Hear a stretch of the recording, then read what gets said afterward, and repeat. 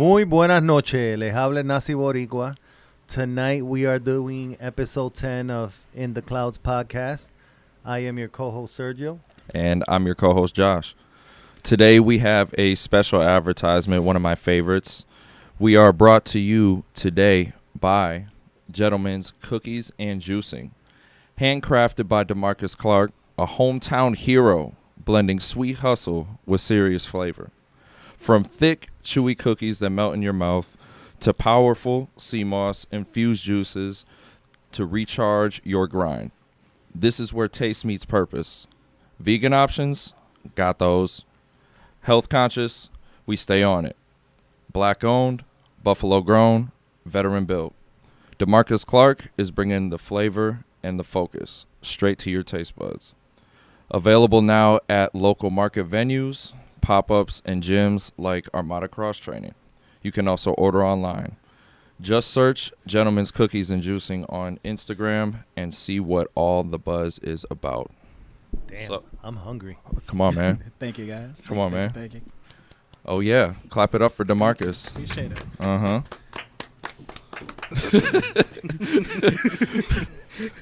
We got another guest in the building, if we want to introduce him. What's up, guys? My eyes are burning. Hey, I'm Demarkcus. Originally from Buffalo, New York. I've made a few travels in my life. So I was born and raised in Buffalo, East Side. Let's see, like East Ferry, Woodlawn, Broadway. Then I was on the West Side, West, Rhode Island. Moved to Tennessee in 2006. Lived there for 10 years while I was in the military for roughly 6.5 years. Did that, went to college at Tennessee Technological University, got my bachelor's in psychology, and then took a leap of faith and taught in Korea for 5 years. Still can't believe I did that. I was supposed to be for one, and I was flying from there, literally.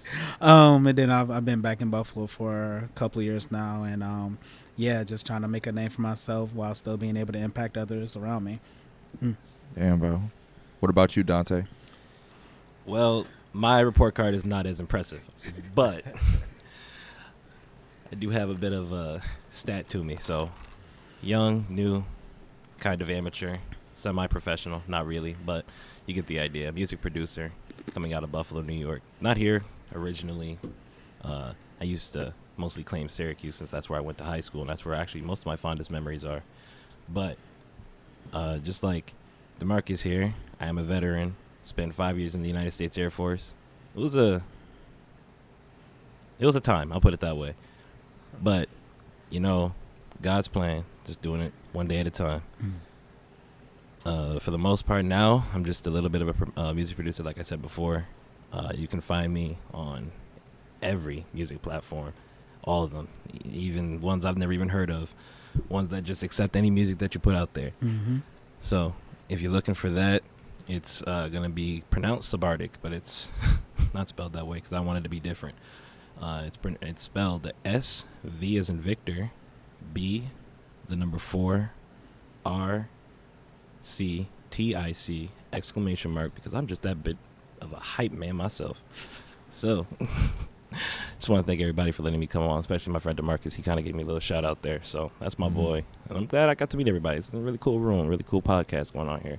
And I do hope that one day, I'm out there with Metro and Jal on the beat, Hey. making a big name for myself. But It'll happen. I hope so. Hard work can't be denied. And if you ever want to find me, Sabardic on Sabardica on Instagram. That time it's actually spelled normally, except the Y is an I, or the I is a Y, rather.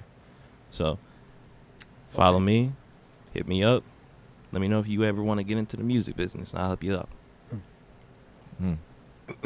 Okay, so Demarkcus, I got a question for you. Which one came first, the military or your travels to South Korea? So what came first was the military. So a lot of people, like the close people who know me, they know that I was in the military, but a lot of people don't know that I actually started with the Army National Guard when I was in high school. So I was actually a junior in high school at 17 years old when I actually started everything, because a brother needed go to college.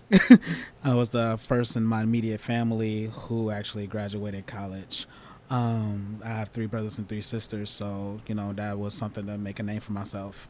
So that's what came first. Okay. Now, because of your original military background, like how did that shape your path into education, social work, and entrepreneurship? You seem to be pretty diverse, um, which I think we all here to a certain extent are. We're all dipping our toes in a couple of things. Yeah. But how did that military background shape those into place? Well, of course, the with the military, I mean, they teach you discipline, right? They try to organize you and shape you into a person that's able to kind of like charge at anything without fear.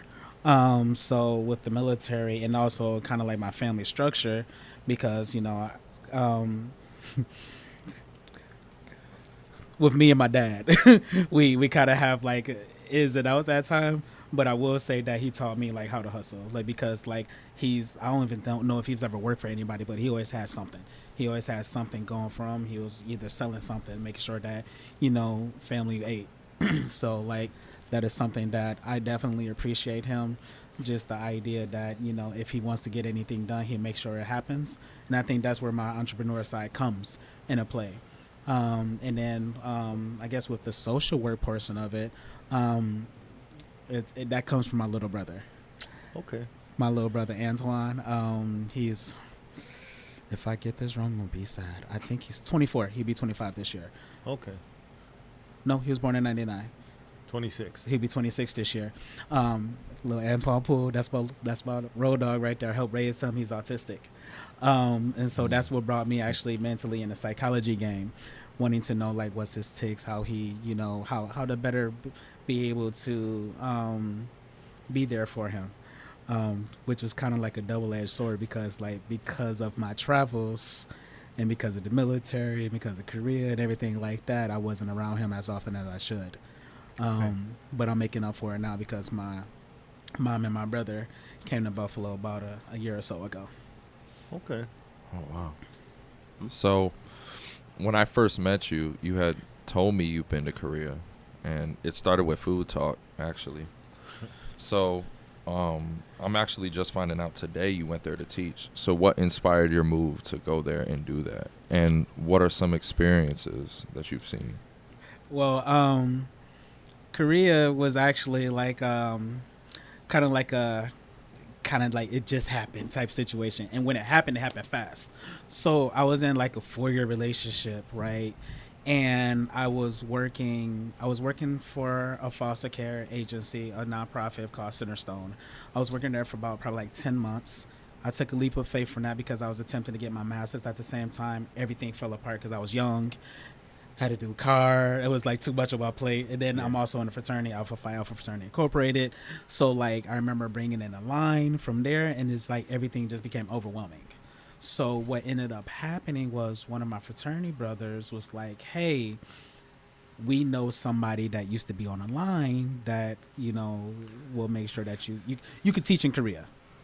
So that there was like, hey, it's pretty simple, do your research, figure out which company you want to get to, and then like it could happen. So I met him, Michael Cagle, and when I tell you things happen so fast.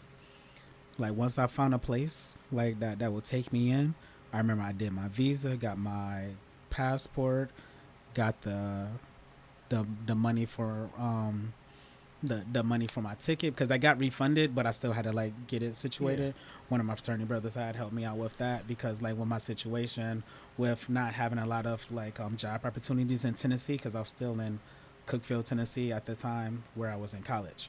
So I think it was like within like 2 months I was like already about to leave. Oh wow.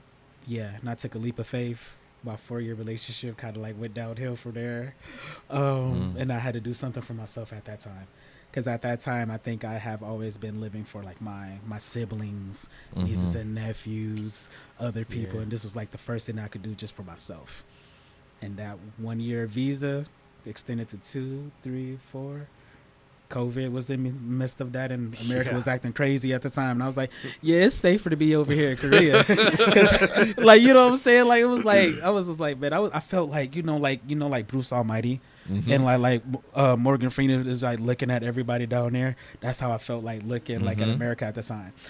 I'm American. I would never deny that. I'm always from Buffalo. But when I said like all the videos, it's like, I don't care if I got COVID. I'm gonna go to these stores and blah blah blah. I would just stayed in Korea for a good while. I was like, this is more safer for me at that Yeah. time. Interesting. So 5 years, you said, Yeah, in Korea. How long have you been back? I came back January 31st. Of this year? 2023. Oh, okay. So 2 years. 2 years. Almost 3 I've been years back now. for 2 years. So what made you Damn. come back to Buffalo? And, that's another life change again. Like, what shifted? What are your ambitions now? What are you trying to do here? Well, initially what made me come back to Buffalo was the fact that I was gone for 5 years straight, right? So like I So hadn't you seen. miss home. I missed home. I haven't lived in Buffalo since December of 06.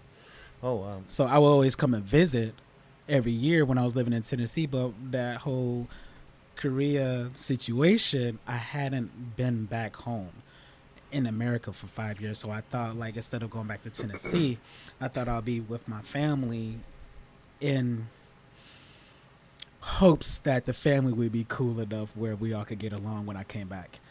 There was the honeymoon phase, and then everything dropped off the face of the earth, but I digress. But that was the whole thing. But like my grandmother's here, me and her, we always have a good close connection. I do have a couple of siblings that we talked, or we had talked, and I have like 20 something nieces and nephews. So like I had missed wow. a lot of their upbringing. Like I believe like 2 of them have graduated high school already. So like I missed a lot of, growing up. So I wanted to come back home. With that being said, I feel like my purpose is to grow something that's tangible for myself that makes it worth telling these stories. Does that make sense? A lot of Mhm. people, they just have stories to tell, and it's awesome to tell a story, but there's Yeah. nothing that they could show for it. I stayed in Korea for 5 years, but there wasn't a career. You know what I'm saying? I could have all the stories all day, but like if I don't have like a business, or I don't have like a career that I was doing, work for 5, 10, 15 years, I feel Yeah. like it's like, what was it for? So I'm trying to utilize all these experiences, all these networks that, I developed, all the family that I built, overseas, down south, up north, things of that forth. And I want to make sure that I put together these puzzle pieces to make something great. That's awesome. Yeah, man. We had these conversations frequently too when you took another big leap and started in your entrepreneurial journey. 'Cause damn it, bruh, you make some good ass cookies. And like that's how we started. Honestly, most times it's funny because like just because you train and shit, it doesn't mean like you don't eat crazy. Yeah. I love talking about food, bro, and that I feel like that's how we really got to know each other. So talk about like what made you want to just like dive in and just go all in. And that's a question for you as well, as far as what point did you want to get into music. But I'll have Demarkcus start with that. Well, I've always had like an entrepreneur side, as I stated earlier. When I was down south, I tried to start an escape room. I tried to start what was called like eDoctor. I wanted to do an electronic what was it, like an electronic doctor app for psychologists. So that way it could substitute for going to face-to-face visits, especially in like the rural areas when people couldn't, travel often. And like I was kind of like on par with being able to do that, but then we had this app called Blue Jeans that came before I had the revenue or capital to build my app, and that's what my job ended up going with. And then like a lot of times I want to start something and then I see somebody else start it, and then I kind of like Get disenchanted. get disenchanted. But with this, I've always cooked food. I probably like cooked food since I was like 8, 9 years old. That's awesome. And well, at first it was for survival. I had to take care of my little brother and sister, and my mom was like, "Hey, you're gonna do something," so I did it. But like, it became a passion of mine. So with that being said, I dived into baking probably like last year. Started making cookies, and the person I was talking to at the time, she was just like, you need to do something with this. And then like I started like giving them to people, and they just started really liking them. They was like, you got something here. And so that's really kind of when I started the cookies, with this different flavors and stuff, and I felt like I had like a really good niche with it. And then with the juices and sea moss, that came with straight Josh and Vaughn and in the gym. They were like, we trying to do something here. We'll keep everybody, fit. So Yeah. you gonna have to take There's gotta a different be a approach. balance. It got to be a balance. And I was just like, you know what? I like to make things with love, and I like to make things with intent. So why not do juices, but also like infuse it with sea moss, so that way have all the health benefits that a person would need, especially in the gym. So that way, supplements are good, but what about natural supplements that come from the earth? You guys are utilizing that right now as we speak. So you know Yes, what I mean we when I are. say that. More on the cookie end, but yeah, we'll get to the juices. No, I understand. I was just more so just Dessert just first, full bro. circle. Every Full time. circle About the moment. flower. No. When I said when I said of the earth, I was referring to the flower itself. I know. Oh, I was talking about cookies. Josh, he Come still on, got man. cookies. I'm like looking at which one. Like I don't We're want gonna to try first. take them all, but Yeah, so I think but today I got a fresh batch of peanut butter, chocolate chip, apple pie, mango cobbler, and peach cobbler. Like I said, I lived in Tennessee for like 10 years, so I got to get used to the different dessert flavors down south. And then also with the whole Korea thing, I got some other things that's up here regarding like international flavors as well that I want to put together. That's awesome. damn, man. So what about? Oh, my bad. Yeah. What about you? What got you into music, producing?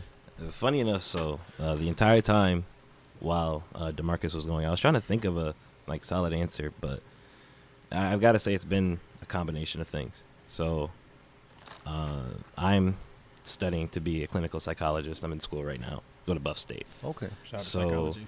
the military, definitely, because I went through hell in the military. I'm going to be honest. There's a lot of things my parents never even knew that I went through while I was going through, and I never really told anybody. They don't even know about my deployments, put it that way. Wow. So psychology really became a big thing for me because I realized that a lot of people that I connect with, I always end up being like a person like they can just open up to like the first day they meet me. It's like I have this weird energy there. People are like, you know what? I can tell you what's going on, and I trust that you won't use it against me. And I never have done stuff like that.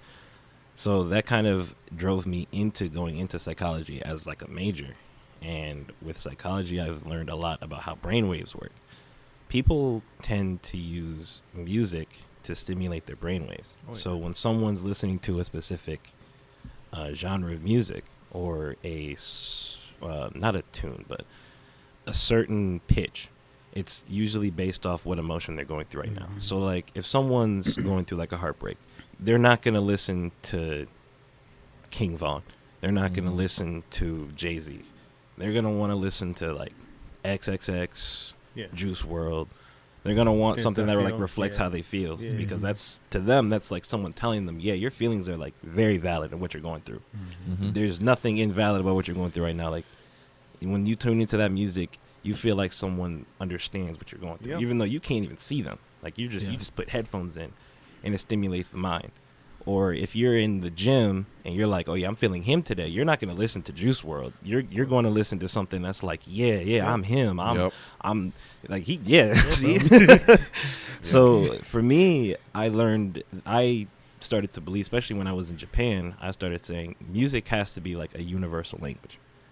Oh, Like, yeah. I was fresh out of, I did my tech school. I was in Yokota Air Base, mainland Japan during COVID.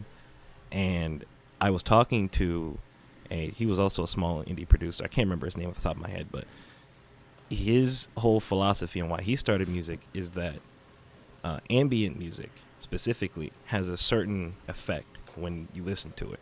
It calms you.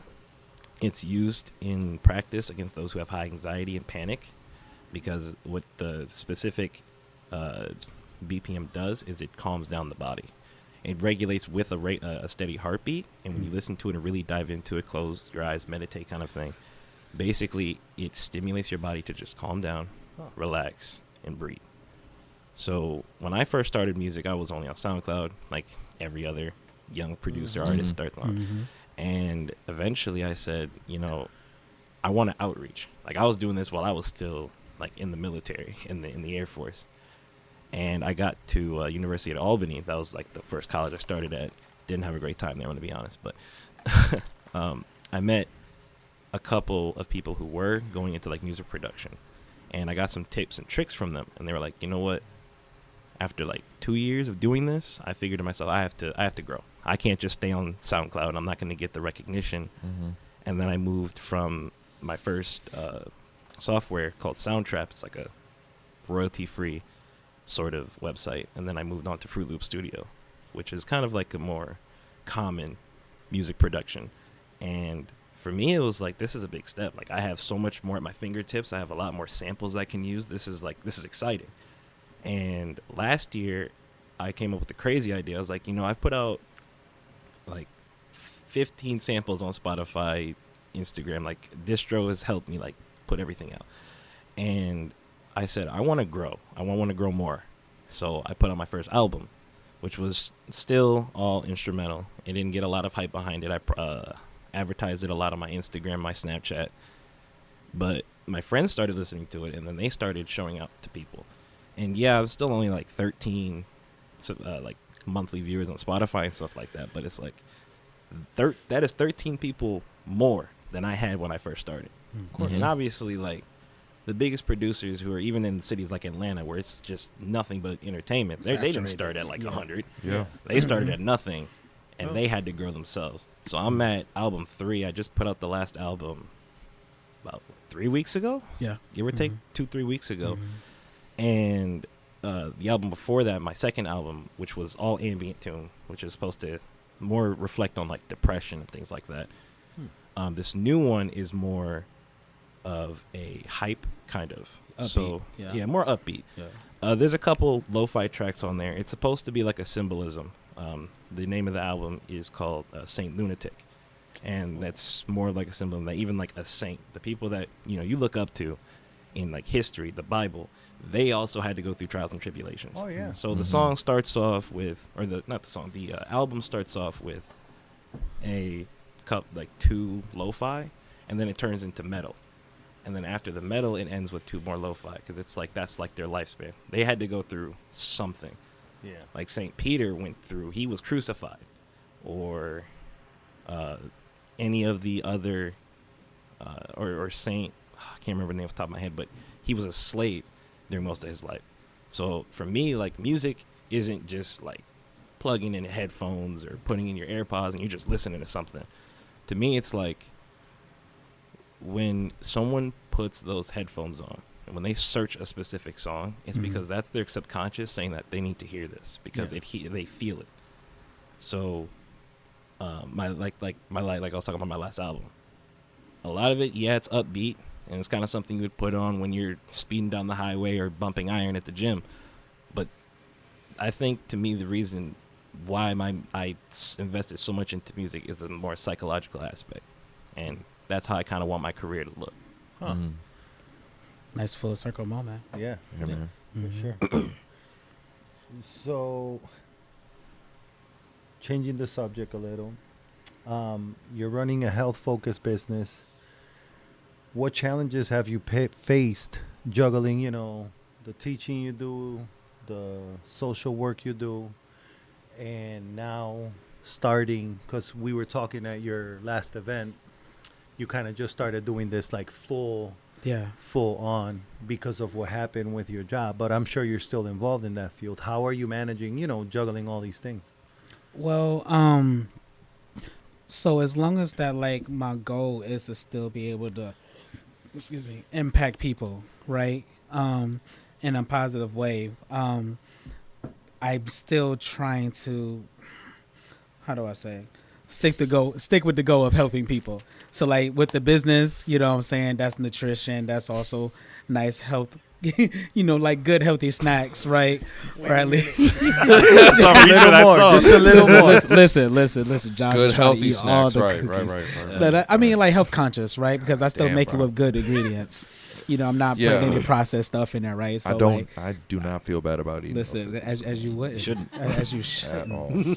because they made with love and they made with good ingredients. With that being said, I've been trying to juggle, but I don't got no choice. But like, I don't have to juggle right now because as of right now, Demarkcus is A baker. a baker and a juicer because yeah, we don't need to work at that job anymore. Yeah. Come on, man.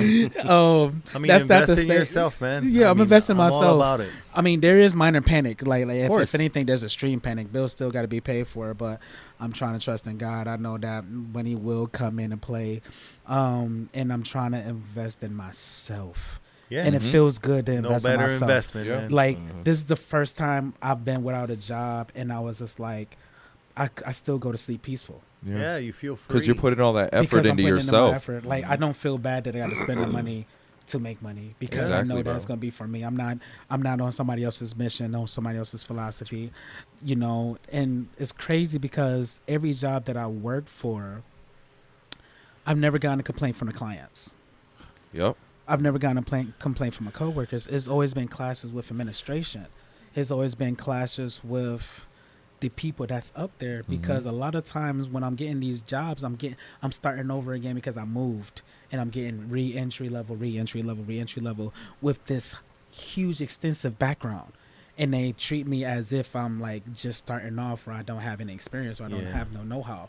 So now with the transition into doing it myself, Yeah, man. it's a beautiful To the thing. moon, man. It's You to go the as far moon. as you want to go. It's to the moon. Like even if I do work for somebody else right now, let's say I do get a job, you know, I am doing some applications right now because I still got to pay the bills. course. Like I know that my business is first, you know, but that's not to say that if I do work those jobs, I'm not going to care, right? Yeah. Because I'm still within my field, which is dedicated to serving people. If you look at my resume, it's all service-oriented jobs where I'm serving other people. Well, now you're still serving them. See what I'm You saying? know, what I mean? Literally. You're Literally still feeding serving them, people. nourishing their bodies with Mhm. solids and liquids. Exactly. Yes, bro. So I mean, it's all full circle. Yeah, man. So, talk about your intent behind your product. Like, it means something to you clearly. It's not just baking. So, talk about how you want to reflect that intent with your food. You know what? So I think I had an answer prior to this, but that is not my answer. My food is a reflection of my travels and my experiences throughout life. What did I say about the peach cobbler and mango cobbler? I said I lived down south for a Down while. south. Yeah, bro. What did I say about the other flavors that's coming out? Yeah. It's through my travels, Yep. right? Even with juicing and things like that, you can still blend in the flavors of the different cultures that you've been, you know, experienced through, that you've been embedded into.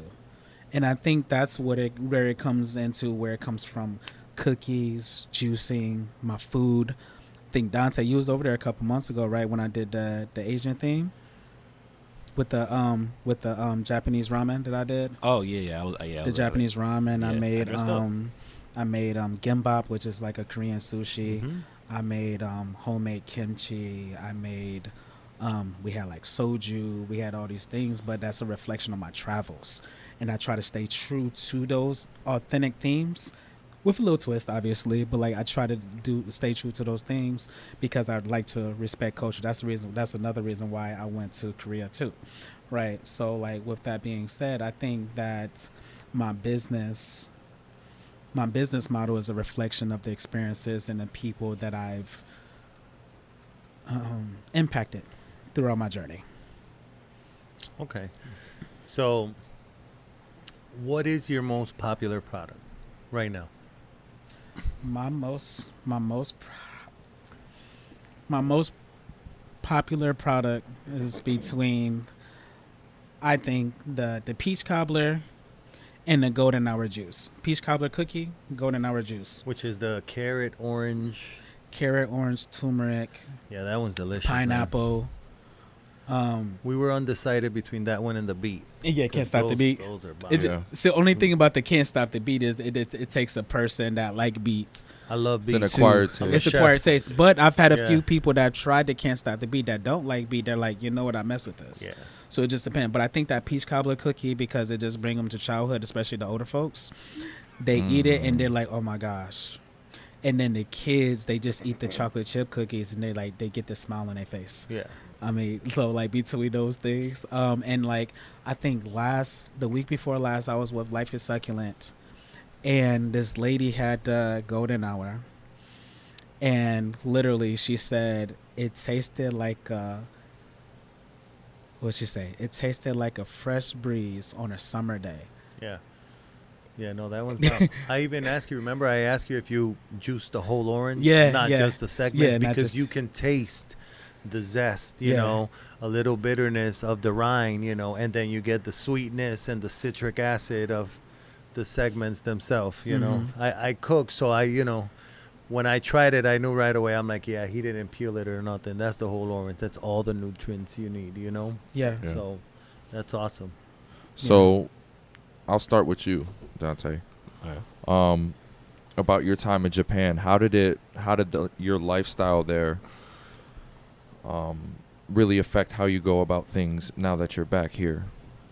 Health, food, how you run your business. Besides my parents not knowing I was even in Japan, Wow. So they're finding That's out right wild. now here? if my mom is listening, because I did tell her about the podcast, yeah, she's fine. Oh my God. She didn't know you was in Japan this entire time? No. How long were you out there? I was there for 6 months. I did Wow. 4 weeks of security forces. I did my last 2 weeks, and then I got shipped out. But a spy. no. Anyways, so yeah, they had no idea. That's crazy. But considering I'll get on that later. That'll be a different question, I assume. So the culture was definitely a lot different. Japan is very work driven. It's very heavy on.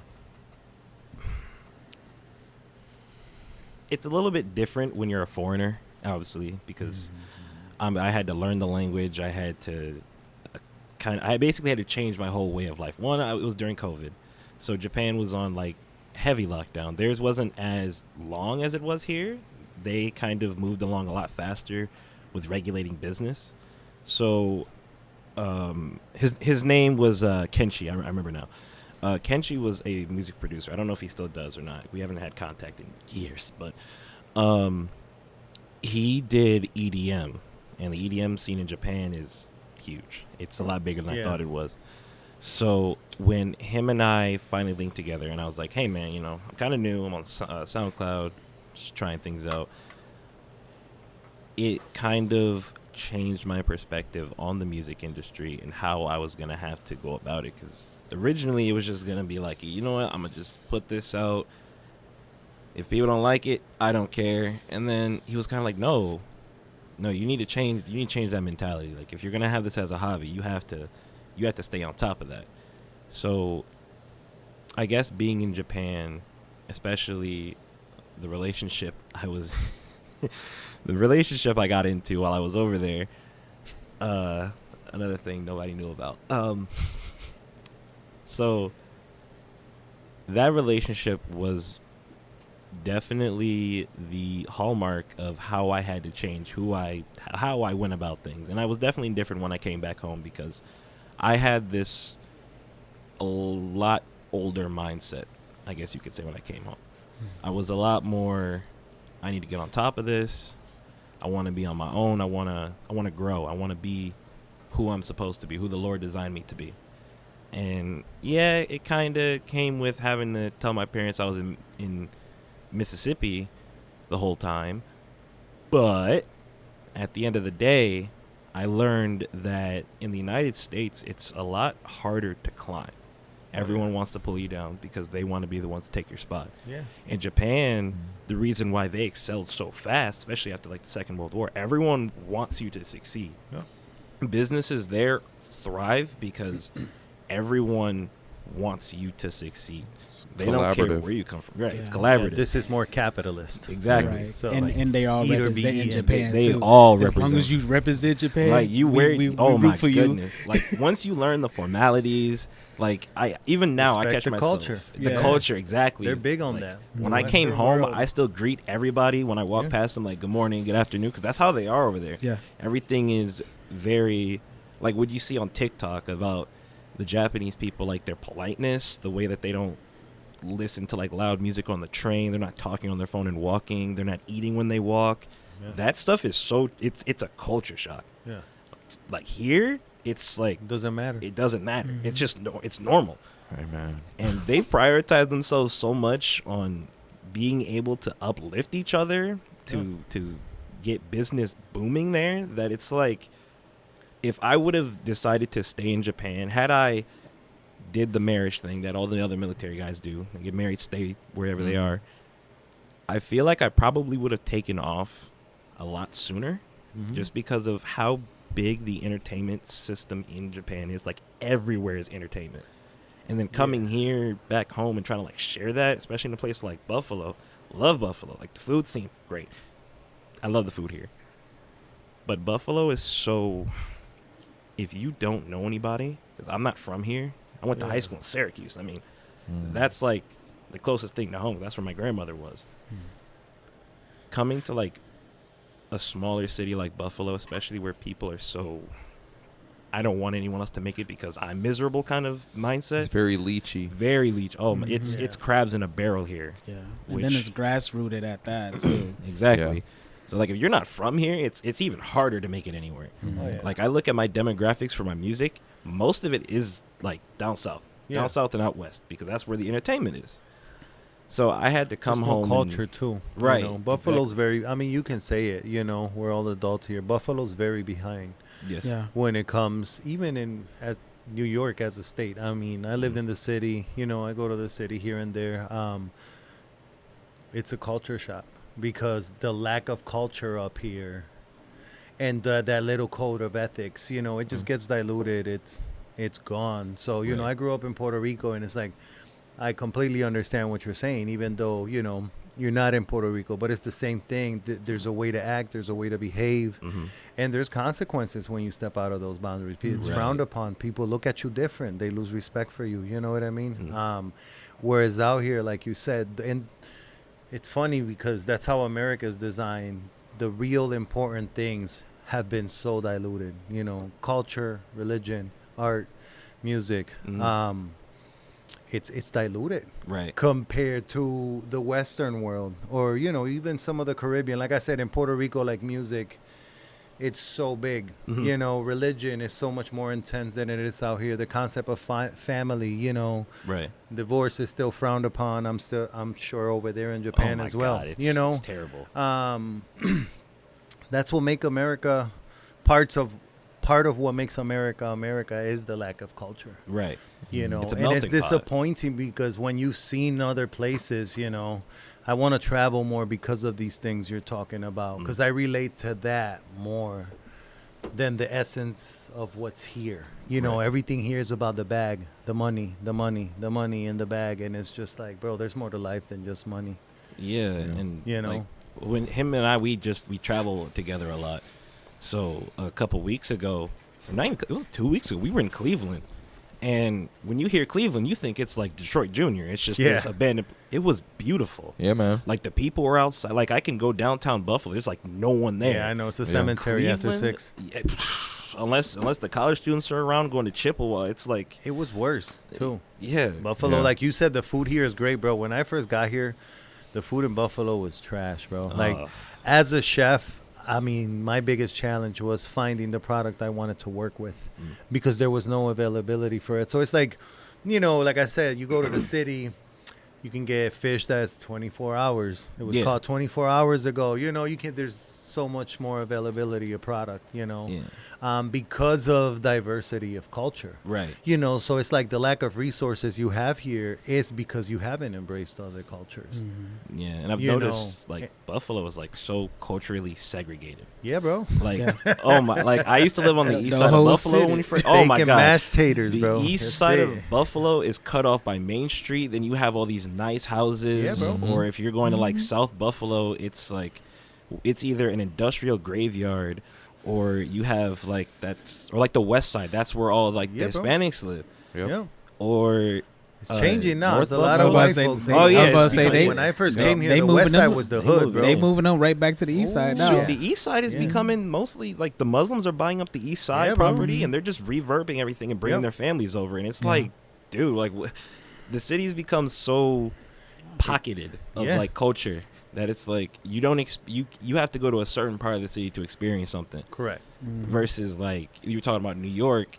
Like Yeah, bro. anytime I go down to the city, I can find a bodega on any corner of any block. I They can don't even find. call them bodegas up here, bro. Yeah, they don't. Yeah, Just bro. a corner store. It's a corner store. Yeah. It was crazy to me too, because when I first came to Buffalo in 2000, 99, 2000, I was like, this is 99, New York still? Like, what the fuck? I feel like I'm in the ass of the world. Straight up, Yeah. bro. Like, I lived in Arizona. I was in Chicago for a couple months. I was born in Brooklyn.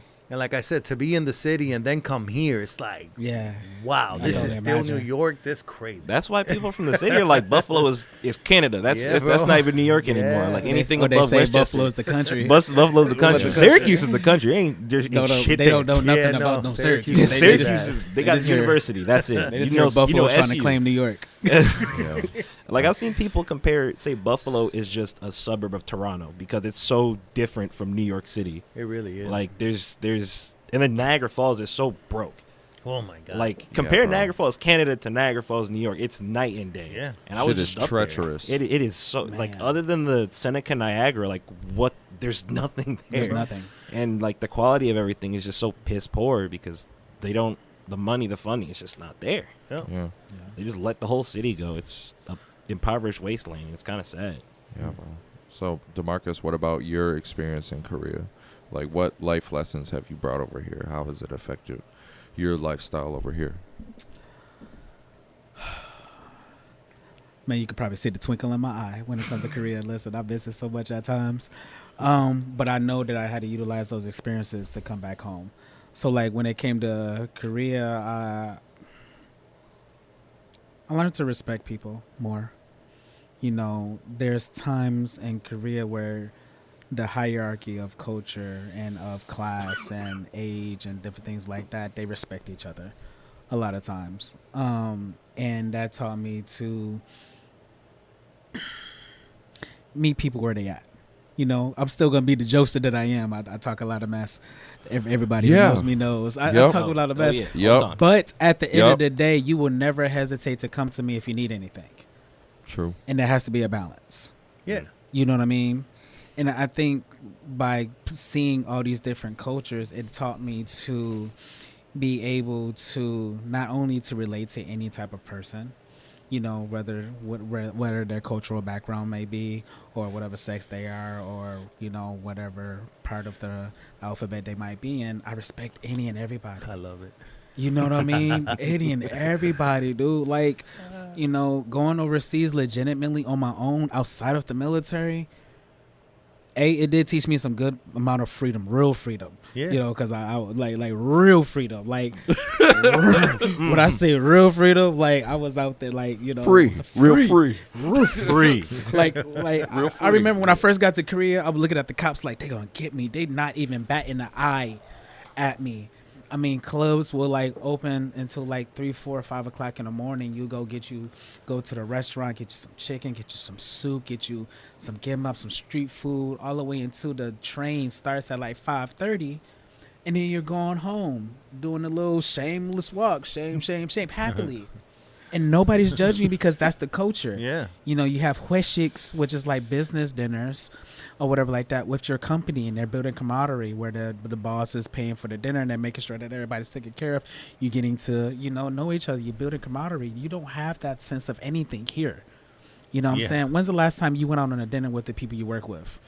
outside of if you're a chef, because that's different, right? But like I don't know how that works. But like for an actual company, when the last time you actually did something like, you know what I'm saying, and built each other up? You're not going to, because at the end of the day, the person that works across the cubicle from you wants your position. Correct.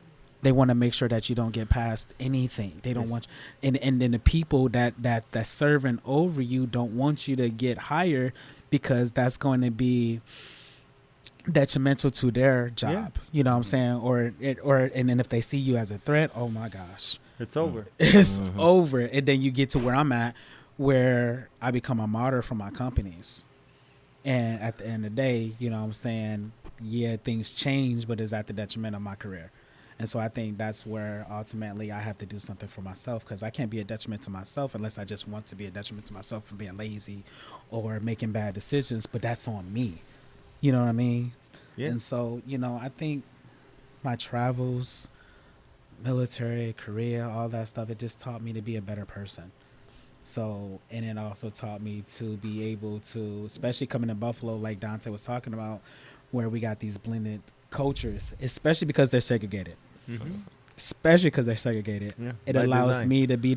It allows me to be the person that brings those type of people together. I mean, Josh could attest to this. Like, we have a lot of different cultures, like in our gym, and in the way that I be like, you know, I collectively love bringing embracing everybody different together. cultures. Yeah. I worked You know in what I'm kitchens, man. I work from people all over the world. Yeah. You don't see that. I a met lot of Russian places. engineers that live like kings in Russia and were washing dishes at my restaurant. You know what I mean? And to hear those stories, you think you got it bad. You're like, yo, let me shut the fuck up and stop Till you meet the complaining, next bro. person, You know man. what I mean? Correct. It's 'Cause- crazy. but some people embrace that. Some people are narrow-minded. Some people are ignorant, and some people don't. Not knowing something is one thing, but not wanting to know Ignorance. something like another Yeah. culture, just based off color or look or whatever the reason is, bro, it's just so, it's such a myopic point of way to live that is, I just can't do it. I can't relate to that, you know. So it's like hearing this, it's refreshing, because the other part of it is, if you're born, raised, and lived in Buffalo your whole life, it might not even be on purpose. You just don't know any better, because your parents didn't have exposure to, let's say, another culture, going Right. to the other side of the world or another country where life is just Or completely the other side of different, the bro. city. Correct. That was You how my know. family was.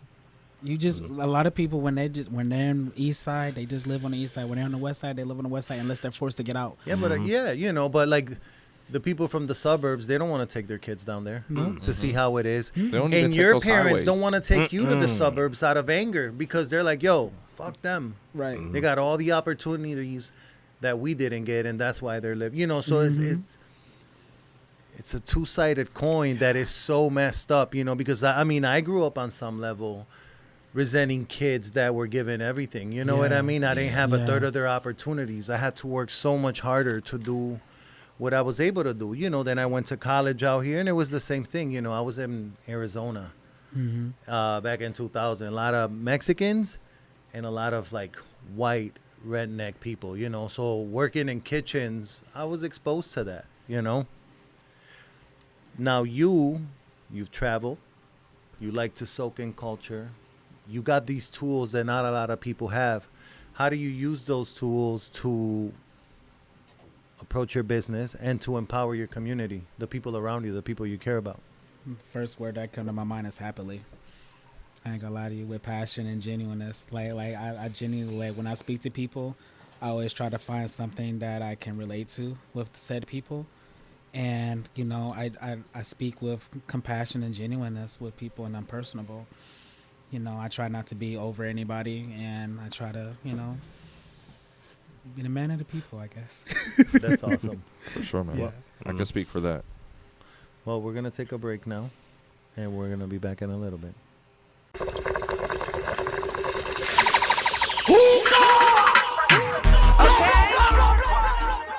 All right, and we are back, and I love having a great conversation, but it goes toe to toe with my love for sweets.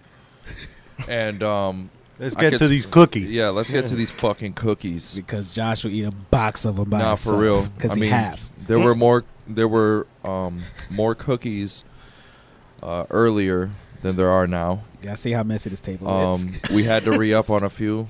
So, So walk us through what you brought us today, Demarcus. Well, we'll do the first one right now. Oh yeah. I'm gonna open the apple cobbler cookie. Talk to me about this. All right, so like this apple pie cookie, I did it before like last year, but it was a request from actually Josh's girlfriend wanted some apple cookies. Come on, man. So yeah. So like I think you God guys are damn. probably eating her cookies, so like don't judge me. But yeah, so this is an apple pie cookie. Just kind of reminiscent of down south flavor, you know. Got a little cinnamon nutmeg in there, some butter, you know, some Gotta put some fresh, butter. some fresh apples. We don't do anything frozen here. Come on, man. And yeah, Come on, and man. some other little ingredients that I put in there. Don't worry about it though. But yeah, how y'all liking it? Crack. You put crack in it. What's the first thing you told me about the chocolate chip cookies? What you put in these There cookies? must Some be crack? cracking. Must be cracking here.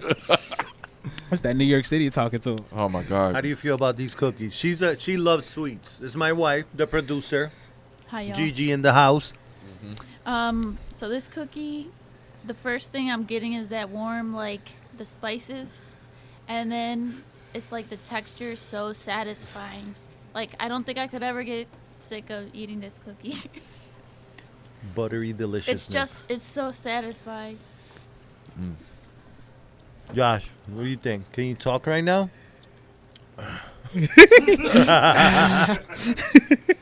Man, apple pie is definitely top 2 desserts. So anything like an apple crumble, apple turn, I don't know what it is. Apple but turnovers. Apple Yeah. turnovers.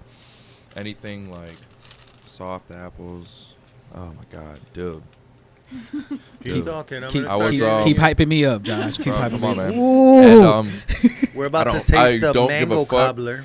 I do not care if my clients hear this. Everything is done in moderation. I am an exception to the rule. Listen, I will eat as many cookies as I want. Because No one can tell me shit because I work for that shit. Anywho, this apple cookie is amazing. Have you tried the cookies, Daunte? Oh well, yeah, that's true. Did you try the apple one? You No. made apple. Didn't you made apple when you went to the table? No. Do. Nope. No, because I was mad when he talked about him today. Because I went to the table and I I had didn't a- get I had no peach and mango. And I thought I had The peach ones are gotten the ones at I had. least 2 of each. Yeah. No, I have not tried that. I haven't. thought you I haven't followed made me the with apple one peach. since like last year. So, I just tried the mango cobbler. That is, that's delicious. Yeah. Bro, I'm a I mango. love mango too. I'm a mango cobbler gobbler. Whoa.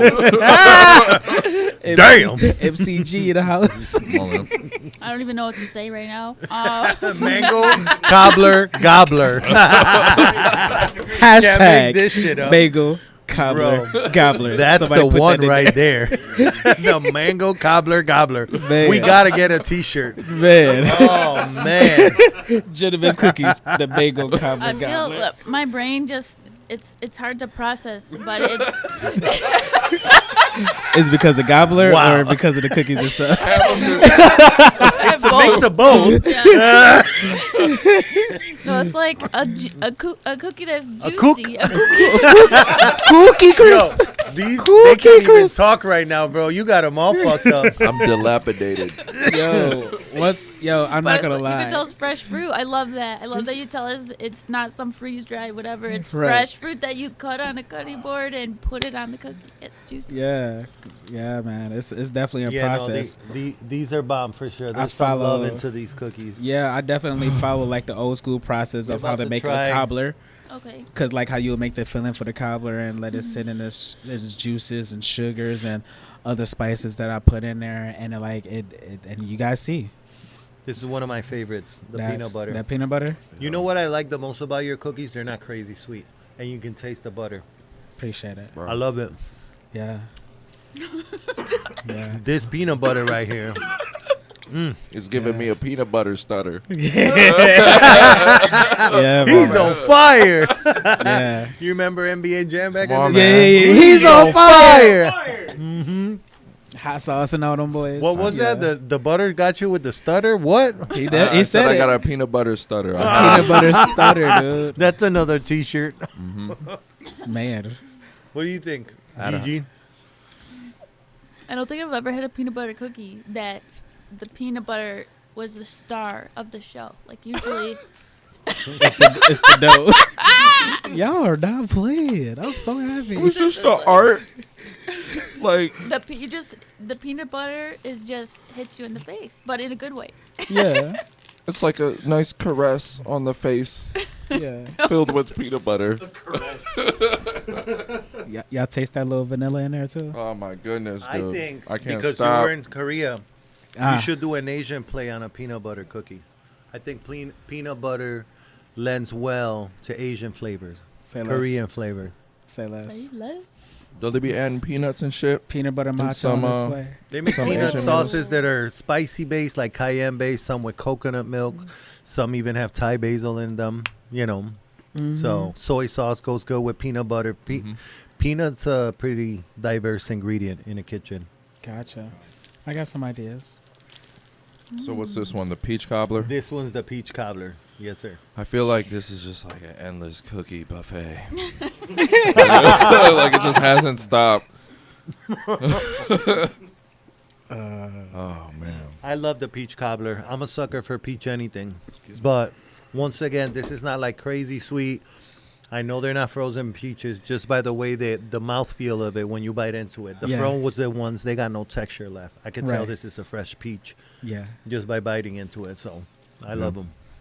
And it's like it doesn't Yeah. have like The Like a apple, lot of- mango, and peach. you know, Yeah. it don't have like a lot of that filling either. Yeah. Oh, wait, you saying the odor. So you said the apple was first for you? Really? Oh, that's what you're saying. You love Interesting. apples though. He makes apple pies and shit all the time. Yeah. Gotcha. I love me a good apple fritter donut too, though. I will catch a Is that the chocolate chip? Yeah, we're about to try This is round 2. the chocolate This is like chip. the third round 2 with Gotta the pace cookie, but myself. this is round 2 with chocolate chip. Chocolate chip. That's like so many cookies. I am the cookie monster. You do got on the blue shirt on your chest. Yeah, Yeah. man. Me want cookie. Yeah. Yeah. Yeah. Well, Oh, yeah, it's too rich. Yeah. these are not lacking chocolate chips, that's for sure. They're Yeah. not blind cookies. That's what we call them in the island. When something like a chocolate chip cookie doesn't have enough chocolate chips, we call them Yeah. blind cookies. Bro, These this- are not blind. you deserve a chocolate chip championship. Appreciate it, man. Yo. Huh? do you Can't think? stop. There's some kosher salt in there, yeah. Yeah, that's what I love tasting the salt at the end. It rounds it out. It brings it home. I left the classic for last on purpose. Yeah, I'm not about to. Yeah, I'm not about Let to me have you ask you crying on this. here. What bro. is your favorite cookie? Huh? What is your favorite flavor? Man, I'm trying not to drop tears. Listen. Shoot. Between the peach cobbler and the chocolate chip. Come on, man. Honestly, all of them. Like, because I like the process in which how I make all of them in general. Like, honestly, like, yeah, it's my favorite, but like, it's not about the favorite for me. It's literally about the reactions from everybody else. To me, like, they're all my cookies, so I can't really like say like Yeah. they're like kids, right? It's like this my favorite kid, this my favorite kid. You know you have one, but it's about how everybody else, you know, what everybody else thinks of them. Like these reactions, these are my favorite reactions right now. You know what I'm saying? I like seeing everybody's eyebrows Oh, yeah. go up like, oh wow, this is actually really good. Yeah. You know what I'm saying? Because at first I was a little embarrassed when people say this is actually really good, but then I was like, you know what? People are always going to question something I never had before. Like that Of little course. that little actually is kind of like Yeah, passive. yeah, it's Like passive. what, you expected less? Yeah, it's passive, but they don't know. You They don't know don't what you know. don't know. You're And part it's of this food. is educating people. It so you're gonna is. run into those people that are like, you know, this is weird. But if you see them take that second bite, you know you got them. You know what I mean? I just saw a video a couple of days ago of your reaction to the tres leche at the tasting. That was pretty cool. That tres leche, listen, man, because I've had some tres leches, and like I'm just like, this has been the best tres leches cake I've ever had in my life. It was the combination of the horchata and the prickly pear, and then like I think I saved the dehydrated pineapple for last. And for me, even for me, it was just like I feel like even like through my travels in life, even throughout Buffalo, having my Puerto Rican friends and different things like that, I was like, this. It was a journey for me, like eating that tres leche cake, and I was like, this That's is like awesome. something so quote unquote simple, 3 milk, Mm-hmm. right? Something so simple has so much of a complexity to it. I was just like, this is beautiful. Like Yeah. that was like the highlight with that paired with that wine right there, that carbonated wine that we had. It was definitely divine, man. The I'm not gonna lie to you. Lambrusco. Yeah, it was the Lambrusco Dolce. Yeah, that Yeah. was delicious. Yeah, man. Definitely. So, starting this new journey, right? Yeah. We could sit here and say that both of you now do community outreach because you are outreaching the community by Yeah. providing quality food. You're performing outreach to the community because you're making music. So you're helping your community. But also, we have these racial backgrounds. We have these other odds stacked against us. So just share with us a few aspects of that and how it affected your journey. It came with its cons, right? It came with its cons. It almost allows you to kind of have like a low self-esteem at some points, right? But through adversity comes strength. You know what I'm saying? I'm a Amen. gamer every once in a while. Like I game and stuff, and even if you do go down, let's say you die or you have to start over or you fail, you still gain experience, right? Now, if you gain and you keep going and you keep beating those bosses and you keep doing that, you gain more experience. But even when you go down, you gain some type of experience. It's about what you do with it. It's about how you reallocate those attribute points. Yeah, and it's funny you mentioned that because, I mean, I talk about it often too. And we'll get back to what you said. I just want to, real quick point. You'll always have a checkpoint, and your checkpoint is always further than the last checkpoint you Definitely. had whenever as long as you got like an SD card in there. Yeah. But, the memory is saved in the game. Yeah. It's all about repetition. So go ahead. Definitely, and to piggyback off of what you just said, like life itself is that SD card. Life itself is that memory card. As long as you're still living, you still have those memories, right? Unless it's something that is like everlasting, like where you get some malware inside your body, where it's cancer or whatever it may be, and you can't do anything else. As long as you still have will in your body, you can still make something out of nothing, right? So, like with that being said, it's like those checkpoints in life is when you lose that job, when you keep having to travel, when you keep having to, start all over again. But then you realize that even though you have to start over, you're not starting over from ground zero. Mm-hmm. Me coming to Buffalo and let's say, okay, like I lost this job, I still had the experience and know-how to keep going further than where I was. Because at the end of the day, now that I think about it, even though I keep starting over, my pay has actually increased every single time. You know what I'm saying? Like, and the experiences actually did play a good role in my life. It just doesn't look like that at that moment. Even with this whole business thing, like I've had different ventures where I wanted to do it, but now is the time where I actually execute it. Mm-hmm. And I execute it in such a way where the people that I've met along the way and the support, like my support to other people actually became like a sense of karma where it actually came back to me, tenfold. That's Without awesome. without like a nefarious like rationale on my end. You know what I mean? Like I'm not doing anything with a purpose. Like I'm not helping Daunte just for the sake of like I want something back.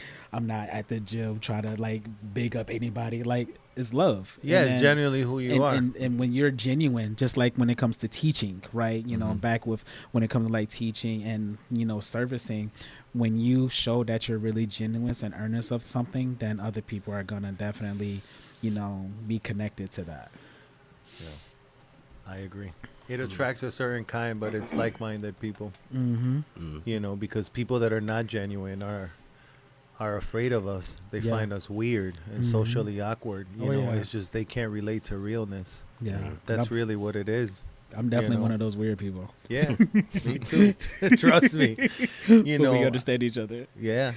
So your work in social services, was that a passion of yours or was it just something you felt like you needed to do? I think it was something I needed to experience. Okay. Coming from the background that I come from, I never thought that I'd be on the other side of it. Now, has that crossed paths with this new venture and stage of your life of entrepreneurship? Like, you know, how are you merging those two? Are you using that social background into your business? Well, the social. So this is kind of like a pro and a con, because the pros is because I'm so personable, with able to be like in anybody's house and talk to anybody in any demographic, any background. When you in CPS, bro, Child Protective Services, you going into that house. Yeah. You talking to that person. You seeing the worst of the worst, and you're them. actually seeing the worst of the worst out of what you thought was the best of the best. Because it doesn't matter what background. If you got a kid or whatever that may be, they still have to be looked at. You know, they still have to be investigated. It doesn't matter. So yeah, even if they have the best of the best at the house, and behind that closed doors, still got to be investigated because stuff is going on. I mean, I lived through that. You know, I'll talk about it a little more now because it's a closed chapter in my life. But I have shared custody of my daughters, and you know, at a point after the separation, CPS was called on me. You know, allegations like I don't feed my kids, I abuse my kids. You know, and it was funny because the day the caseworker knocked on my door, when I opened the door, in 5 seconds I could see the prejudice in her face. To her, you know, I was an animal that beat my daughters. And the day she came, I was making raviolis with my daughters from scratch. And within 2 minutes, my daughters were inviting her to eat with us. You know, so within 5 minutes of her being there, she told me, she's like, I can tell your kids are not malnourished, and I can tell you don't beat your kids because your daughters are super social. And one of the first signs you see in kids that are abused is they're not social. Clenched up and they're afraid. Withdrawn, yeah. You know, so they embraced the lady. But still, that being said, they kept coming to my house for about 8 months before the case was closed, unannounced. They looked through my fridge. You know, the girls' bedrooms. They checked my daughters for black and blues. You know, for 8 months I dealt with this. You know, her acknowledging within 5 minutes of being there that my kids were not in danger. Yeah. You know, it's a crazy process. So I can only imagine the stories that you have or the situations you dealt with doing that. You know, it's crazy. Yeah, and like I said, it was and I'm glad that that's that closed chapter right away. I want to make sure that, you know, I validate that you did go through something, but it ended in a positive light, right? And that they know that you actually was a good father, a person that's actually, you know, maintaining and caring for your kids, and actually doing more than a lot of other people are doing, right? You know, you're making things from scratch. You're teaching life lessons. You're teaching them how to, you know, be independent and do things on their own accord, right? So, like, that's wonderful, by the way. And like I said, like, you know, the pros was I could talk to anybody, but the con was that it wasn't meant for me. And it taught me that I needed to do something for myself, and I could still be able to help others through a different lens and through a different angle than just being investigating somebody's house. Yeah. So what about some of your challenges? Well, and speaking on obviously moving to Buffalo and not having like the younger connections,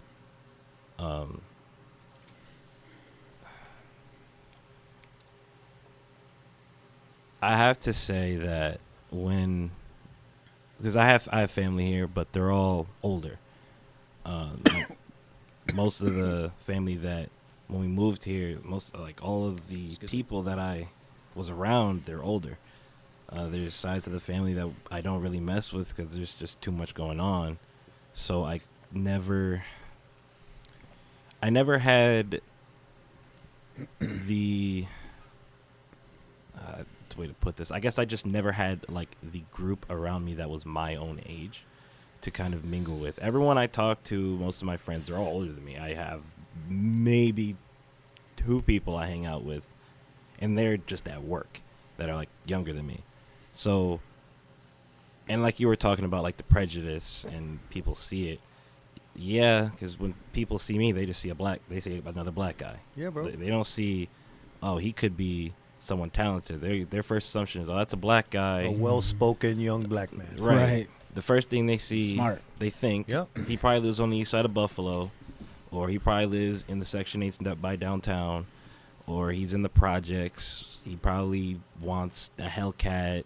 He has like a 300 credit score somehow. With spinners on it. He still wants the Hellcats. I don't want a Hellcat. I don't like American cars. they don't see, they see the stereotypes Yeah. because that's just how Buffalo is, unfortunately. That's how America is. Yeah. Everyone lives in their own stereotypical bubble, and when someone wants to burst that bubble, like we were just talking, they're weird. Yeah. And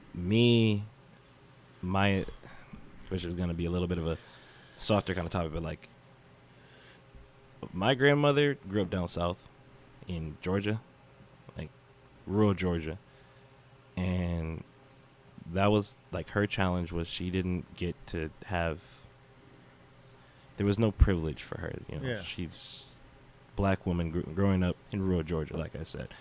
My mother she was working night and day while going to school, and me coming along, I'm the second on her side of the family to like try and step up. Like I'm going for a PhD, and I'm still going through my trials and tribulations, but Yeah. it's like, you know, being black in America, that itself, I'm already starting at a disadvantage point because everyone's just like, wow, that's just gonna be another nigga walking down the street with a gun, Yeah.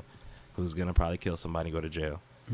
And them learning that like my biological father wasn't in the picture, they're like, oh wow, there's no more fuel to the fire right there. Doesn't know his dad. That's a black guy right there. He's driving the tinted windowed car, probably on the east side of Buffalo. He's not gonna make it. He probably doesn't even have a GED. Yeah. 8 baby mamas, and I'm like, I've had to deal with that so much up here, where people are telling me I'm not gonna be anything because I'm black, Yeah. or because my biological father's Dominican, and they also have the stereotype where they run with their cousins and do stuff. Right. So right then and there, like, I'm proud heritage. I'm very proud to be black. I'm very proud to be half Dominican. I'm very proud to say that I come from like a lineage of color, and I don't think anyone should ever have to try and tell me otherwise. Like, I would never tell a white person, you can't be proud of, you can't be white. Yeah. Be proud of who you are. Yeah. But I've been such a crab barrel that I talked about earlier, crab in the barrel culture. And it's like every time I try and step up, someone wants to just pull me right back down with them. And I guess that has been my biggest struggle. Is every corner I try and turn, there's always going to be some dark guy, not racially speaking, but some just dark figure there just waiting to try and tear me right back down. Yeah. Especially in the music industry. Yeah. Like, I've been told by people on Instagram, like, hey, your music's shit. And I'm like, you know what? Not everybody's going to like it. That's something I had to grow and learn. Correct. Because my music is all over the place. It's on my stories. It's on my posts. So, and my page is public, so people can just see it. Yeah. So I get into an argument with somebody over sports, and they're like, yeah, well, your music is also terrible. And I'm like, I know what you're talking about. Yeah, I too. know. I got Yeah, people. you- know yeah, that. yeah, Football, it was a whole football player. it was an NFL player. I've had Kobe and MJ fans jump into my personal page. Oh, your food's trash. That's white people Right. food. I'm like, wow, bro. I argued with You're an real mature. entire NFL player because it started from a comment on a page. This is a true story. So this is like things like I'm so used to now. It's Yeah. like, even if he was an NFL player, he came onto my page and commented Yeah. when I said one day I'm gonna have a big house. my music's gonna turn up. I'm gonna have people, I'm gonna have a well-known name. And he commented, you're not gonna get any of that. An NFL player, dude who's making millions of dollars a year, Yeah, bro. to be absolutely He terrible. saw at the you. game. He saw you, and he felt the need. He Insecure people are He felt the insecure need to people. say something. And I just kept reminding Instead him, of like, trying look, to build up. Yeah. you can't tear me down. Like, just because you're at the top, it doesn't mean that you can try and kick me back down. Hey, look, Brian, he making millions. You took about 3 to 4 minutes out of his day Literally. by, just doing your thing and being yourself. And, like, So- I'm not. Not to mention, you could utilize that for yourself too. Trust me. Like, you got this person that's less commented on your Yeah. stuff. Oh, You man. use that for fuel for yourself. Insecure did. people come in all ways. Rich, Always. poor. You know what Yep. I mean? Like, you're that insecure that you're trying to tear somebody else down. Yep. Like, And- this is yeah. clear sign of insecurity. I've always said haters are insecure people. You know That's what a I mean? fact. It's like, what are you doing with your life? Exactly. You know? And that's all the argument was. And I was like, dude, the whole fan base celebrated you getting kicked off the team. Relax. That's crazy. Yeah. So, you being at where you're at right now in life with your business, Yeah. what keeps you motivated these days? You guys. I say you guys loosely because it's like at the end of the day, like knowing that people like the product that I make, knowing that I'm nowhere near the top, like I'm actually still starting off and it's building a reputation of nothing but positivity. You know, that's what keeps me going. You know, knowing, like hearing like renowned people say like you got something going and you need to keep going and you need to put this in the Wegmans, you need to put this in the Tops, you need to put this in the co-ops. Like people need to try this, you know. People need to try this, and like it allows me to keep going even if I get discouraged every once in a while because of obviously real life is happening, bills need to be get paid and stuff, but like something, God, friends, some family, mainly friends and networks, they keep telling me that, hey, don't worry about nothing. It's going to happen. I had a friend tell me, she was like, yep, you're going to be cooking. It don't matter what you're going to be cooking. You'll be cooking something. You're going to be baking something. You're going to be doing something. You're going to be juicy. You're going to have your own place. Don't worry about it. And it's going to happen faster than you think. Isn't it awesome to be known for those things? It is. Right? Doing something you love that's genuine It is. And it doesn't feel like work. at all. Yeah. It feels like stress sometimes because it feels like stress. It's a difference. Look, I was on the phone with Daunte before this. Like, I'm not gonna make it. I'm not gonna make Oh, it. man. And like literally, Josh was like, both of y'all was like, you good? And I'm just like, I'm stressing. Look, I burnt myself like 2-3 times already. Like, you know, doing this because I was just like, man, I got to get this done. But everybody was like, dude, the process is the process. Nobody's gonna like rush you. They just want to make sure you're okay. But it's hard to think like that when you're the one who's in the seat, the driver's seat. I mean, you know, you as a chef, you know that. You know, you got people out there waiting to try this food. You hyped it up. You talked a good game. Now it's time for you to deliver. And sometimes I'm looking at myself like, can I do it? You know, and I know as it gain momentum, then it's gonna be like, can I do what I say I'm gonna do? And I want to make sure that I never give up on it. Because Yeah. I know also that I got people that got my back and support me, and it's not just me. He's been at my house, you know, saying, "Hey man, we gotta look, I'll make it, but like, yo, look, I need y'all to package this up for me. Help me with this juice, help me with that, you know what I'm saying?" And we're there cohesively. I mean, honestly, for example, that's why he's here with me today. You know what I'm saying? It's the same thing with my boy Kyle that's at the gym. You know, he's my upstairs neighbor now. You know, helped him get him there. You know, shameless plug. We're together now, but like even him, like, you know what I'm saying, if he needs anything, I got him, he got me, and that's the type of relationship that we all got. Same with Josh, because y'all literally, you between you and Vaughn, Nishi, Jay, even Cassie, everybody, y'all saved me from a place where the doctor they spent 6 months without telling me that I was diabetic. I took my test in October, found out in January. They shook my hand like this. They said, Josh cookied out, bro. He cookied out. look, I know. He was like, this is what they did. They said, Happy New Year's. They said, Happy New Year's. By the way, did you know you was diabetic? That's how I found out. 6 months later.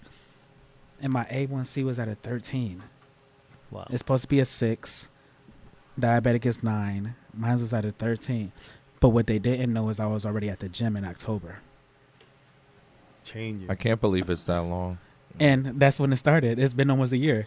I've seen the metamorphosis. Yeah. Like, I mean, I've seen you almost every week, That's awesome. and it's awesome to see. So, I got a question for both of you. Yeah. What does success look like for you? How would you define it? I'm going to let, for the first time, I'm going to let Daunte do that first. and then I'm you gonna- I feel like everybody should answer this question. Yeah, this is a question for everybody. Yeah, everybody will answer this question. Damn. Success. Do you think it's subjective? Yes. Yeah. I think Okay. everyone obviously, because you're going to ask everybody. Everyone has their own definition of success Mhm. and what their future outlook looks like. For me, for music, it's going to look different than chefs. Like, Correct. So, what I want to see for myself is couple of things. One, retiring my mom. That is like on the top of my bucket list. I know that's really like stereotypical, but out of everyone in my life, she's been there the longest, and she's always supported everything I've ever done, especially the music. Retiring my mom to the Bahamas, 'cause that's where she wants to be.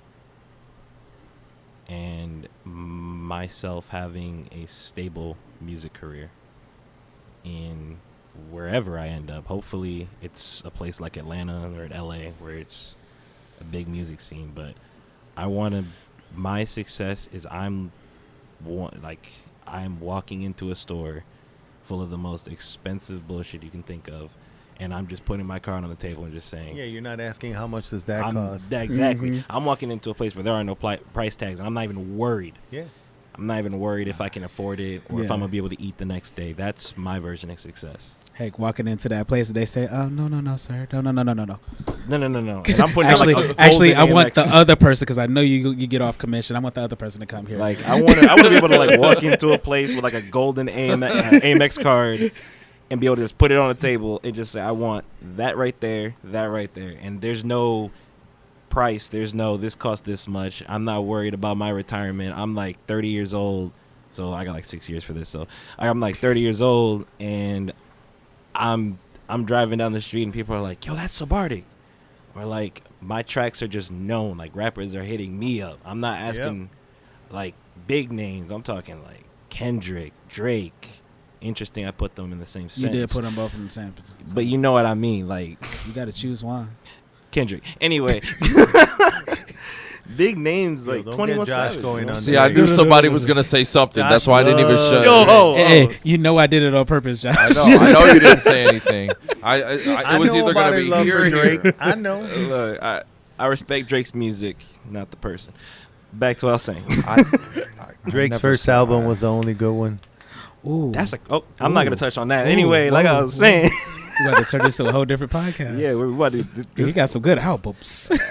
You, I'm not a fan of Drake. I mean, certain people just dropped off after that one. So Far Gone and Thank Me Later, that was it. People stopped after that. And I'm an old head. I'm old school. You know, I like the understand. old school they stuff. tweaking. the point is, I want Yeah. like artists to be You able to don't come wanna worry, to yeah. me. I don't want to worry about, am I going to be able to make a beat? Am I going to have an artist contact me? It's like, no, I'm waking up one day and it's like, oh Sending shit, people 21 away. Savage wants me to Yeah. send him a file. Here you go.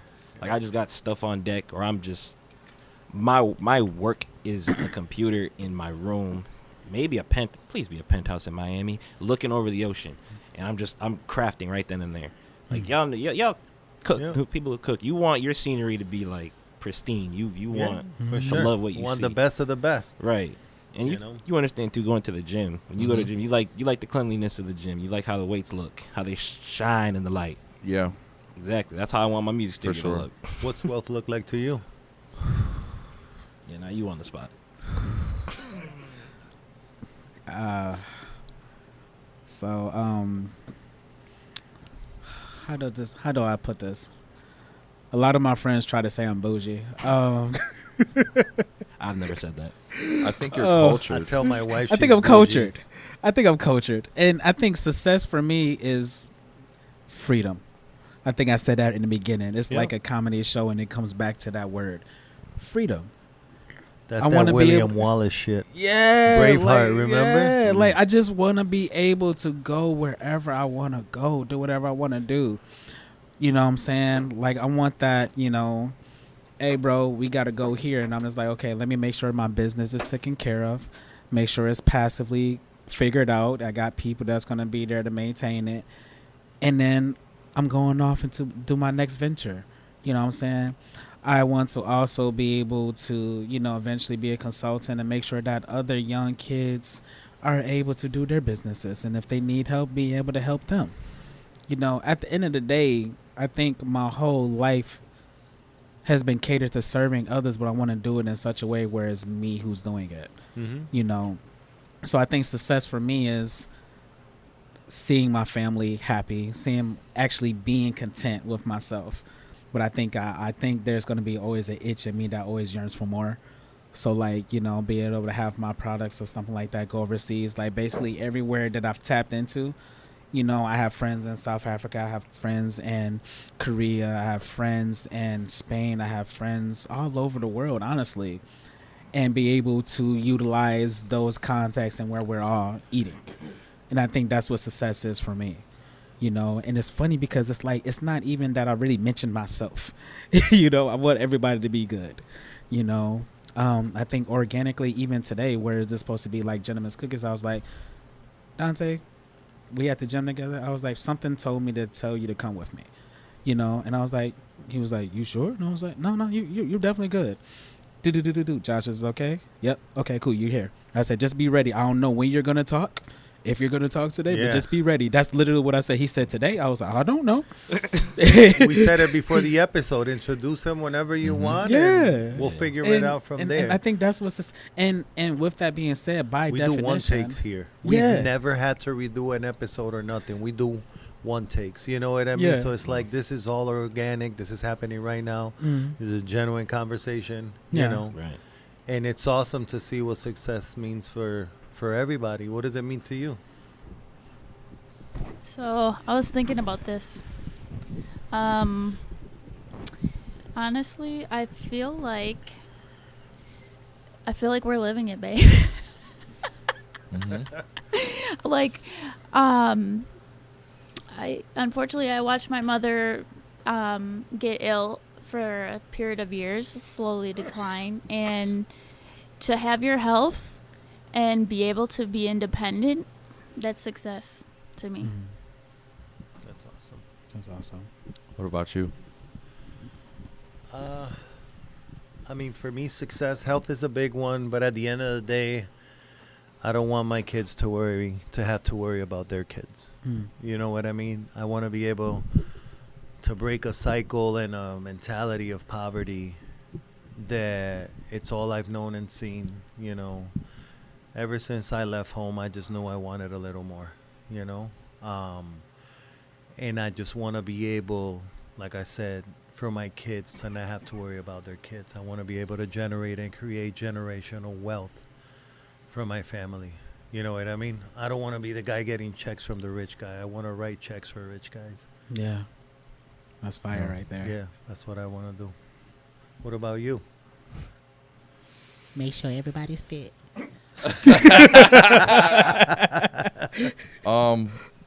I think it starts there, but two major reasons that stick out to me. Success to me personally in my life is self-mastery. I want to know myself inside and out. I want to analyze, check myself every day, hold myself accountable, and that requires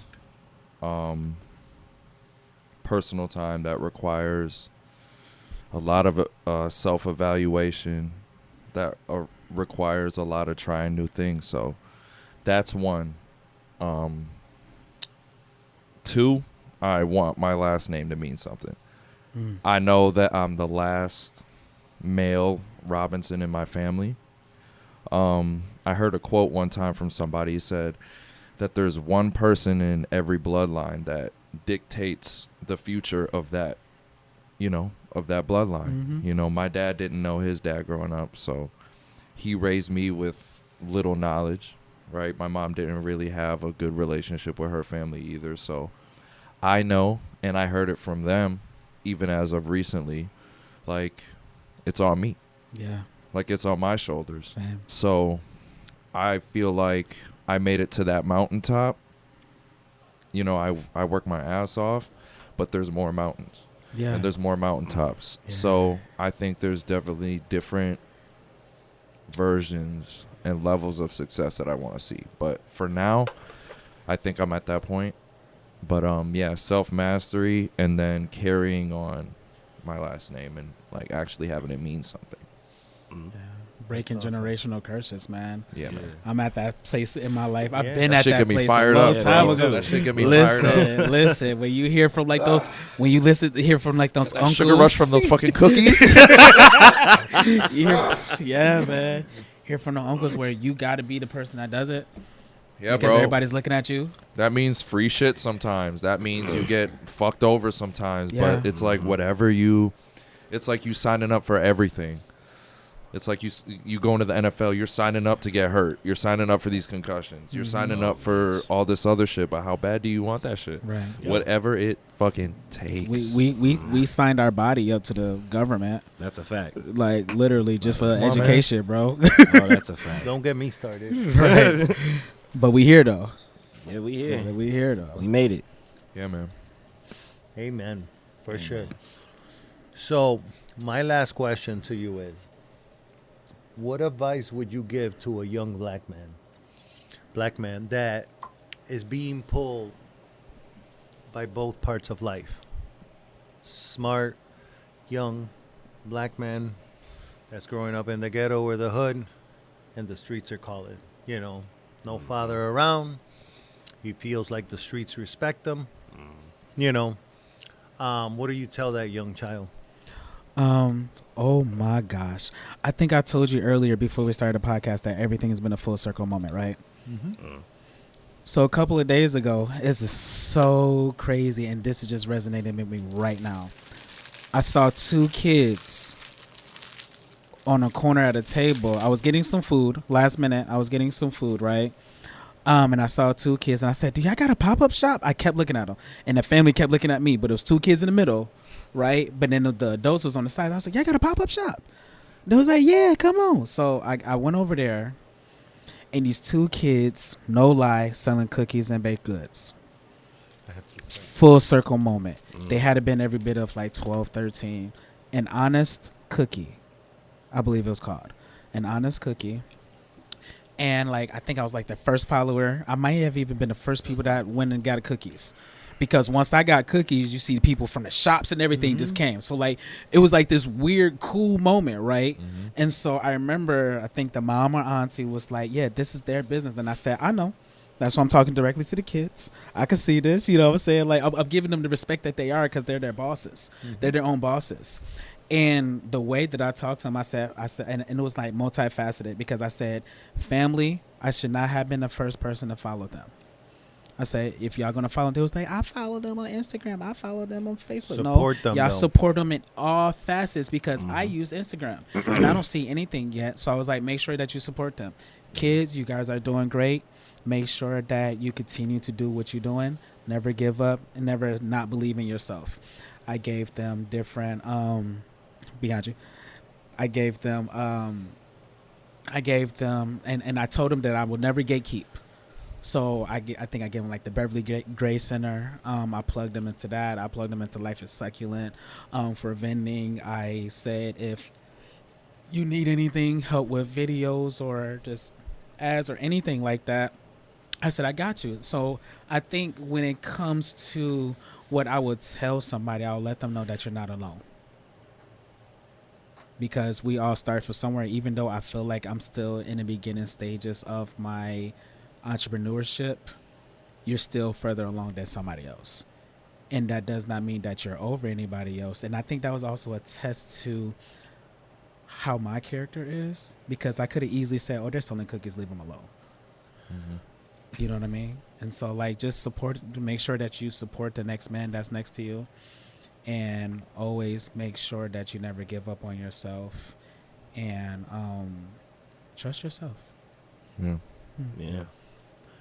I can attest to a lot of what you're saying. I mean, I met you, 2 weeks ago? Yeah. At the tasting. There's not a hater bone in your body, bro. Honestly. Like, I just kind of met you, but I can tell just by the way you present yourself, you portray yourself, you're very eloquent. I can tell you have the street smarts to you as well. And that travel under your belt, seeing life from a different, complete point of view. You have so much to offer, and you like doing it, That's, once again, refreshing. You don't see that a lot nowadays. There's so much hate, and, people, like we were talking earlier, a capitalist country where everybody is competing against each other. I don't see you as competition. You don't see me as competition. Why fight when we can just build together? Yeah. There's plenty to go around for everybody. So, being in this table right now and seeing all these people with different points of views in life, different careers, but all coming here together Cohesively. cohesively, organically, and being able to relate on, things like ambition, work ethic, and caring about people. It's a breath of fresh air. Thank you. So it's been a pleasure for me meeting you, interacting, and like you said, things are growing. Look, 2 weeks, and we're here now in bro. this podcast. Josh been talking to me about you here and there, but I gotta meet you. Yeah. That's the only way I can judge you. And like I said, since the day I met you, you've been super genuine, and I believe the things you say because I've seen how you portray yourself, and it's awesome. It's not something you see nowadays so much. You as well, young man, well spoken, very mature for your age. Thank you. And seem very receptive. I can tell by the way you're talking, you were listening to all of us and everything we were saying, you were intaking it. You're the same way. They're so young. Yeah. I'm way older than them, but seeing them like that, it gives me hope, because I worry about this generation. So Everybody want to crash out. I hope you guys stay true to yourselves, Post it. to how you are, and don't change, because like you said, the world might not see you in a way you want to be looked at. Right. Appreciate that. So Yeah, man. And just one more point, like, it was brought up a few times, like, we're acknowledging that we're in the beginning stages of our entrepreneurial journey. I mean, even I am, starting our own brand, putting our brand out there, and we're in the beginning stages, but it's in the beginning stages in the right direction. So Right. that's everything right there. Rome Right. wasn't built overnight. Right. And So- I don't even think any of us are even starting in the red either. Like, because we all Hell support no, each dude. other. Like, Correct. everybody's in the We're- green. Like, yeah, we got support. Like, some people starting off by themselves. Come on, man. Nothing. You know what I'm saying? And I'm sure I know. we've all came across that one person, whether it was in the best way or even in the worst way, like that Right. experience you shared. We all came across that one person that kind of turned us up a little bit. Yeah. Yep. Yeah. That one person that said, I don't know, and it's like, all right, now I gotta I gotta lock in. I gotta put my foot on your neck. That one person is in this room.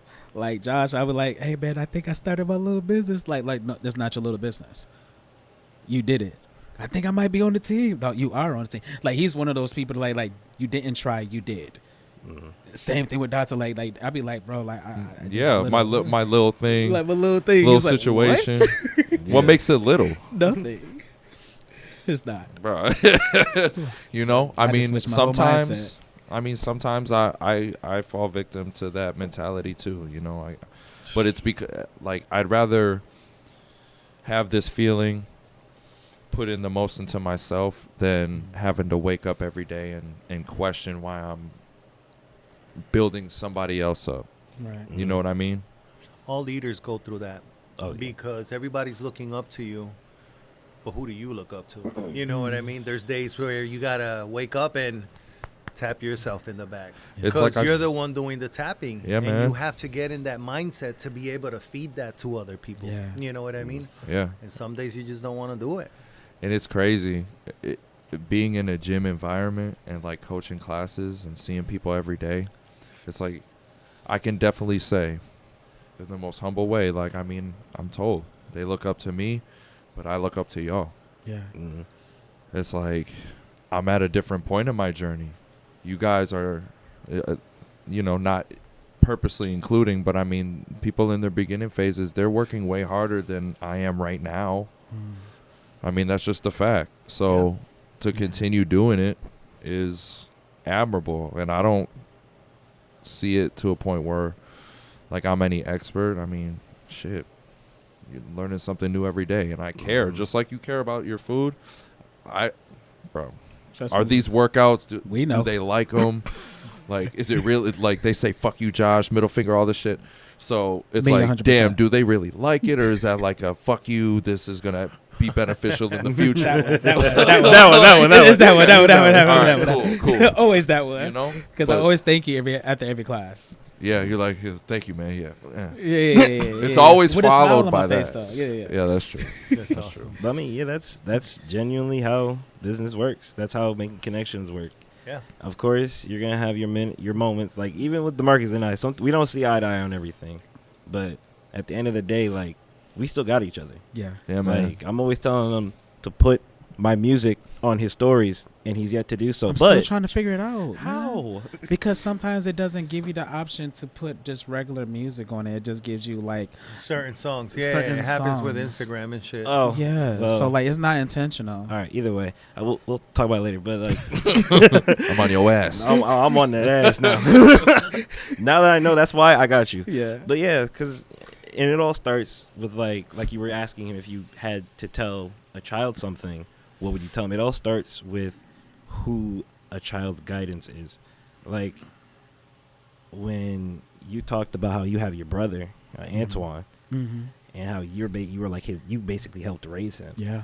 Like me, I just had my mom, so my grandmother before my grandmother passed away.